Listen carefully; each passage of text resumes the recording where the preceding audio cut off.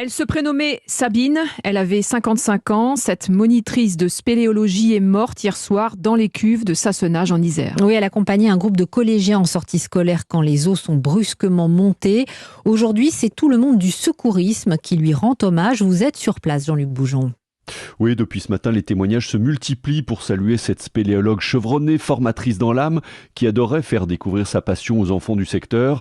Sabine Lorne a quitté ce monde sur un acte héroïque, estime son ami, le guide spéléo Thierry Laribe. Elle allait au bout de sa mission. Elle a sorti cette gamine de l'eau. Elle lui a maintenu la tête hors de l'eau. Elle a permis à un de ses collègues de la récupérer et elle lui a ainsi sauvé la vie. Sa mort, elle a un sens. Elle a servi à sauver quelqu'un. Un acte héroïque que tout le monde salue au collège de Saint-Imier, mais c'est aussi désormais le temps des questions, celle d'Audrey par exemple, la mère d'une élève de 4e. Je pense que cette sortie n'aurait pas dû avoir lieu. Déjà la spéléologie, à la base c'est dangereux et il a plu toute la journée, et essentiellement beaucoup le matin. Voilà, donc à mon sens la sortie aurait dû être annulée. La météo n'avait semble-t-il pas prévu une pluie aussi intense qui a pris tout le monde de court, explique Christian Coignet, le maire de Sassenage. On était en montée de crue et pas en descente. Donc forcément ça allait monter, mais pas forcément à cette vitesse-là et avec cette rapidité. Je pense que c'était pas prévisible. Là, c'était vraiment impressionnant. J'ai jamais vu ça, quoi. Un débit d'eau tel que ça. Pour l'heure, l'enquête est toujours en cours, menée par les gendarmes du PGHM de l'Isère.